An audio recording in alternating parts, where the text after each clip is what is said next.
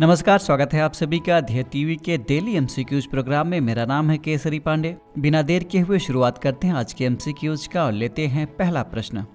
निम्नलिखित पर विचार कीजिए। पहला, राष्ट्रीय शिक्षा दिवस। दूसरा, अल हिलाल पत्रिका की शुरुआत। तीसरा, स्वतंत्र भारत के प्रथम शिक्षा मंत्री।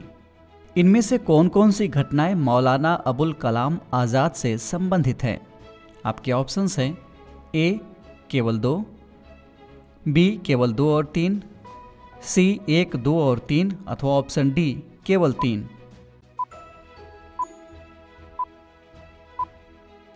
इस प्रश्न का सही उत्तर है विकल्प सी, यानी तीनों कथन सत्य हैं। व्याख्या देख लेते हैं। हर साल 11 नवंबर को स्वतंत्र भारत के पहले शिक्षा मंत्री मौलाना अबुल कलाम आज़ाद की जयंती होती है।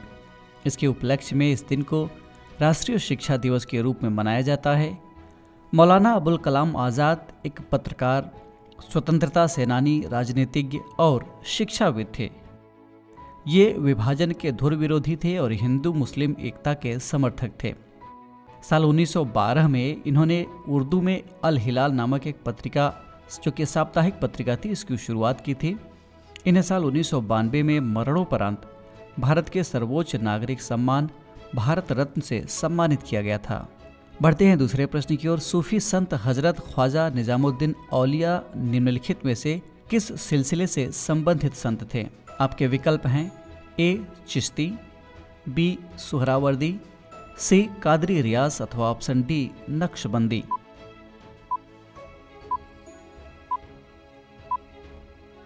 इस प्रश्न का सही उत्तर है विकल्प ए, यानी चिश्ती सिलसिला से संबंधित थे ये निजामुद्दीन औलिया साहब।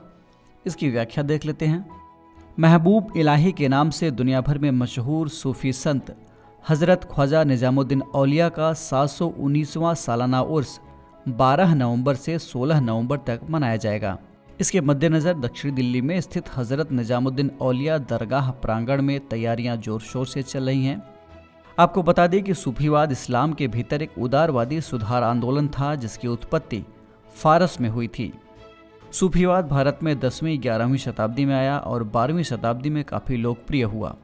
12वीं शताब्दी तक सूफियों को 12 सिलसिलों में संगठित किया गया था। सिलसिला आमतौर पर एक प्रमुख फ़कीर के अगुवाई में होता था, जो अपने शिष्यों के साथ खानकाह या धर्मशाला में रहता था। इसमें 4 सिलसिला काफ़ी मशहूर हुए, जो कि प्रमुख माने जाते हैं, जो हैं चिश्ती सिलसिला, सुहरावर्दी सिलसिला, कादरी रियाज सिलसिला और नक्शबंदी। हजरत निजामुद्दीन चिश्ती घराने के चौथे संत थे। बढ़ते हैं तीसरे प्रश्न की ओर। हाल ही में सुर्खियों में रहे विक्रम एस नामक रॉकेट में किस प्रकार के ईंधन का प्रयोग किया गया है? आपके ऑप्शंस हैं ए ठोस ईंधन, बी तरल ईंधन, सी क्रायोजेनिक ईंधन अथवा ऑप्शन डी सेमी क्रायोजेनिक ईंधन।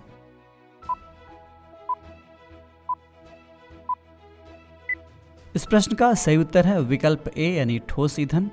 चलिए व्याख्या देख लेते हैं इसकी। भारत के निजी क्षेत्र द्वारा विकसित विक्रम एस नामक पहले रॉकेट का प्रक्षेपण 12 से 16 नवंबर के बीच किया जाएगा। हैदराबाद के अंतरिक्ष स्टार्टअप स्काईरूट एरोस्पेस ने हाल ही में ये घोषणा की। ये एक ठोस ईंधन वाला रॉकेट इंजन होगा। इस मिशन को प्रारंभ नाम दिया गया है, यानी मिशन प्रारंभ। इस मिशन के साथ स्काईरूट एरोस्पेस अंतरिक्ष में रॉकेट का प्रक्षेपण करने वाली भारत की पहली निजी अंतरिक्ष कंपनी बन सकती है। इस तरह 2020 में निजी क्षेत्र के लोगों के लिए अंतरिक्ष क्षेत्र को खोलने के बाद ये एक नई शुरुआत होगी। चलिए बढ़ते हैं चौथे प्रश्न की ओर। किस एशियाई देश को 2023 IBA महिला विश्व मुक्केबाजी चैंपियनशिप के मेजबान देश के रूप में नामित किया गया है, यानी इसकी मेजबानी कौन करेगा? चलिए ऑप्शंस हैं ए नेपाल, बी बांग्लादेश, सी पाकिस्तान अथवा ऑप्शन डी भारत। इस प्रश्न का सही उत्तर है विकल्प डी, यानी हमारा प्यारा भारत इसकी मेजबानी करेगा। भारत को 2023 महिला विश्व बॉक्सिंग चैंपियनशिप की मेजबानी मिली है। बॉक्सिंग फेडरेशन ऑफ इंडिया ने बताया है कि नई दिल्ली में इस टूर्नामेंट को आयोजित किया जाएगा। गौरतलब है कि भारत ने कभी भी पुरुषों की विश्व चैंपियनशिप का आयोजन नहीं किया है, लेकिन ये तीसरी बार होगा जब देश में महिलाओं की प्रतियोगिता आयोजित की जाएगी। 2006 और 2018 में नई दिल्ली में ही टूर्नामेंट का आयोजन हो चुका है। आयोजन की तारीखों का अभी ऐलान नहीं किया गया है। यहाँ आपको बता दें कि तुर्की में आयोजित इस प्रतियोगिता के पिछले संस्करण में भारत ने 3 पदकों के साथ वापसी की थी, जिसमें निकहत जरीन का फ्लाईवेट वर्ग में स्वर्ण पदक भी शामिल था। पढ़ते हैं आज के इस कार्यक्रम के अंतिम प्रश्न की ओर, यानी 5वें प्रश्न की ओर। QS एशिया यूनिवर्सिटी रैंकिंग में भारत से शीर्ष स्थान पर कौन सा संस्थान है, यानी भारत में किसको पहला स्थान मिला है। आपके ऑप्शंस हैं भारतीय प्रौद्योगिकी संस्थान मद्रास यानी IIT मद्रास, ऑप्शन बी भारतीय प्रौद्योगिकी संस्थान बॉम्बे यानी IIT बॉम्बे, ऑप्शन सी भारतीय विज्ञान संस्थान बेंगलुरु यानी IISc बेंगलुरु, अथवा ऑप्शन डी भारतीय प्रौद्योगिकी संस्थान दिल्ली यानी IIT दिल्ली।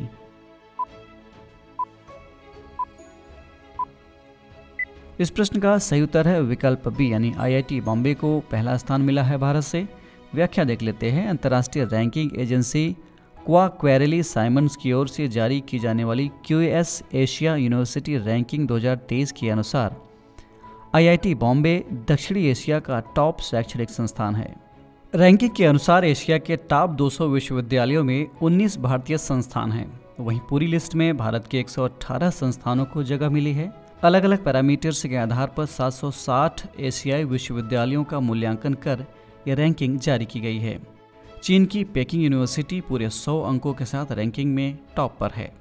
तो ये था आज का डेली MCQ कार्यक्रम। कमेंट करके हमें ज़रूर बताइएगा कि आपके 5 में से कितने प्रश्न सही हुए। और हाँ, अगर आपको ये कार्यक्रम अच्छा लगा तो IAS के इस चैनल को लाइक, सब्सक्राइब अथवा शेयर करना ना भूलें। साथ ही बेल आइकन भी प्रेस करें ताकि आपको हमारे आने वाले सभी प्रोग्राम्स का अपडेट मिलता रहे नोटिफिकेशन के जरिए।